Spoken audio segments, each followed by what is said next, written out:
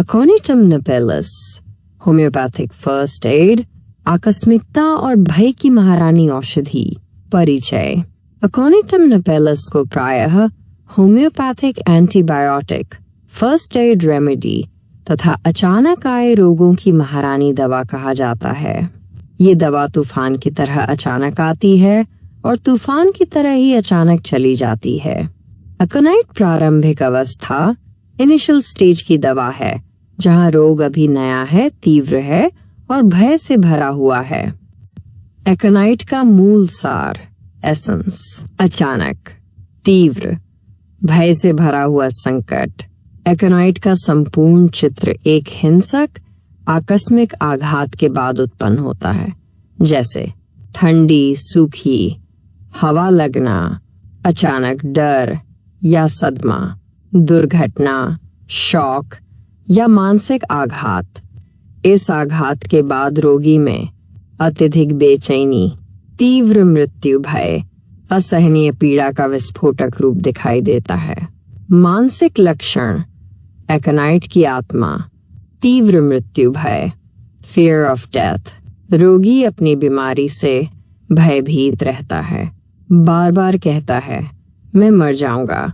यह भय तर्कहीन, अचानक और अत्यंत प्रबल होता है। भविष्य का भय, फियर ऑफ द फ्यूचर, अब क्या होगा, मैं बच पाऊंगा या नहीं। भविष्य की आशंका उसे चैन से बैठने नहीं देती। अत्यधिक बेचैनी, एक्सट्रीम रेस्टलेसनेस, रोगी शांत नहीं बैठ सकता। बिस्तर पर करवटें बदलता है, हाथ पैर हिलाता है, उठकर बैठ जाता है। बेचैनी शारीरिक से अधिक मानसिक होती है। समय का भ्रम, टाइम डिल्यूजन, रोगी को लगता है कि समय बहुत धीरे चल रहा है। ब्रायोनिया बोविस्टा के विपरीत, बार बार पूछता है क्या समय हुआ, डॉक्टर कब आएंगे। मृत्यु की भविष्यवाणी, प्रोफेसी ऑफ डेथ, रोगी अपनी मृत्यु का समय तक बता देता है, मैं आज रात 3 बजे मर जाऊंगा।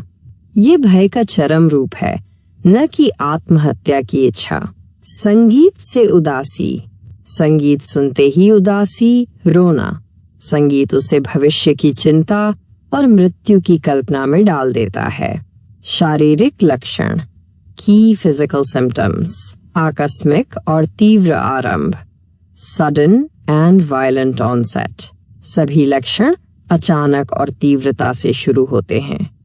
रोग का आरंभ अक्सर ठंडी, सूखी हवा, एसी या पंखे की हवा, अचानक ठंड लगने से, ज्वर, फीवर, उच्च ज्वर, शरीर जलता हुआ गर्म, पसीना नहीं आता, तीव्र प्यास, ठंडे पानी की इच्छा, श्वसन और हृदय, रेस्पिरेशन एंड हार्ट, सांस लेने में कठिनाई, छाती पर भारीपन, ऐसा लगे जैसे कोई छाती पर बैठ गया हो, हृदय की धड़कन तेज, अनियमित, भय के समय पैल्पिटेशन बढ़ जाती है, पेन, दर्द असहनीय, चुभने वाला, फाड़ने जैसा, रोगी चिल्लाता है बचाओ, मैं मर जाऊंगा।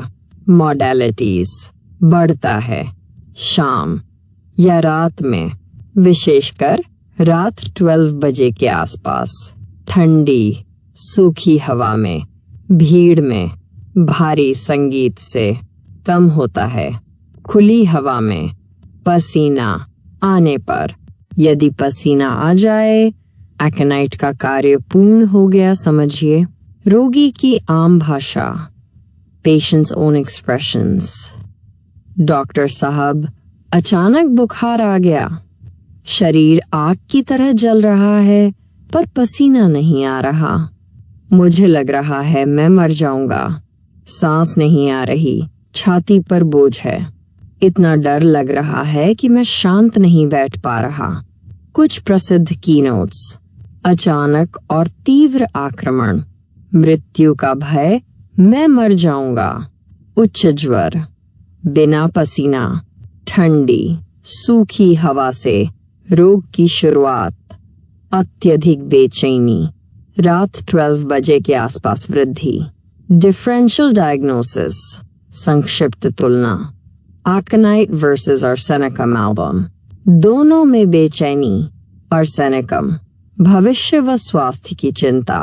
फास्टिडियस। आर्सेनाइट, अचानक मृत्यु भय।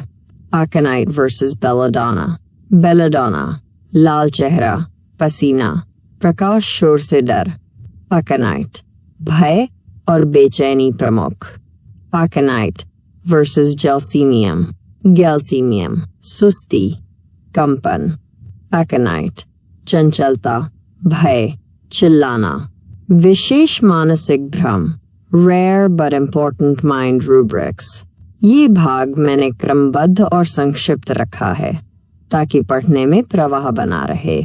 भेड़े हाँकने का भ्रम, तीव्र ज्वर भय में। सिर बहुत बड़ा लगना, जागते हुए सोने का भ्रम। धूम्रपान से मानसिक सुस्ती, गर्भावस्था में मृत्यु भय।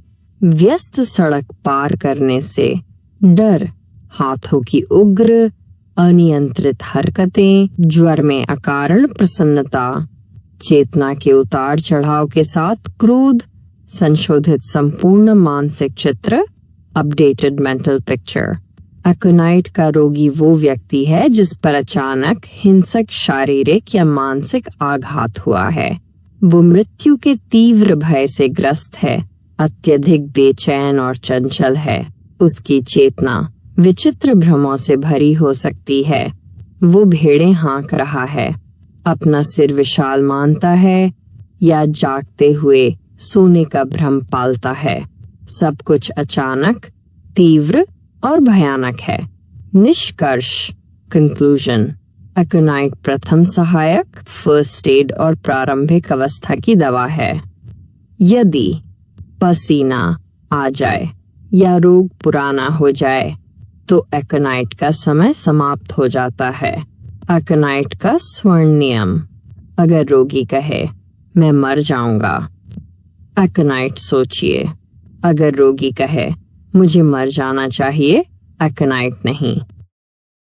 कृपया अपनी आवाज में विस्तृत ऑडियो रिकॉर्ड करें। अपने मानसिक, शारीरिक एवं भावनात्मक लक्षणों का स्पष्ट वर्णन करें।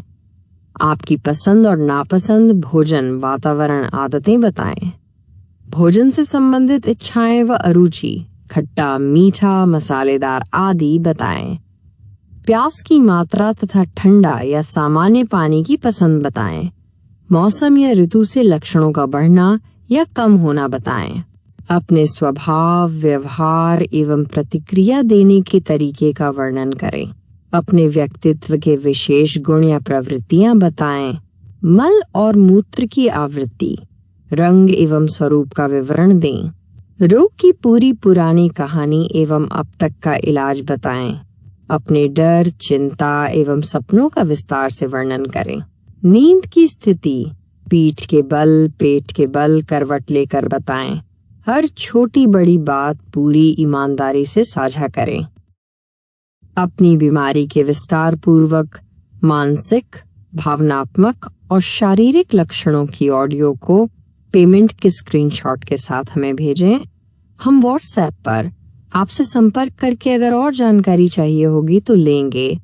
फिर होम्योपैथिक दवाई का नाम और लेने की विधि आपको व्हाट्सएप कर देंगे। उम्मीद करते हैं नए रोगों में दूसरी बार परामर्श की जरूरत नहीं पड़ेगी। पुराने रोगों में कई बार आगे भी परामर्श की जरूरत पड़ सकती है।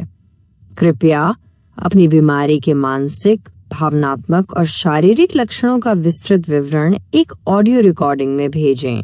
इसके साथ ही कृपया भुगतान पेमेंट का स्क्रीनशॉट भी संलग्न करें। हम आपसे व्हाट्सएप के माध्यम से संपर्क करेंगे और यदि कोई अतिरिक्त जानकारी आवश्यक होगी तो वो लेंगे।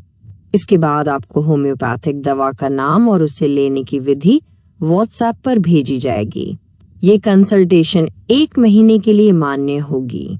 हमें उम्मीद है कि नए अक्यूट रोगों में आपको दोबारा परामर्श की आवश्यकता नहीं होगी। हालांकि पुराने क्रॉनिक रोगों में आगे भी कई बार परामर्श की आवश्यकता पड़ सकती है।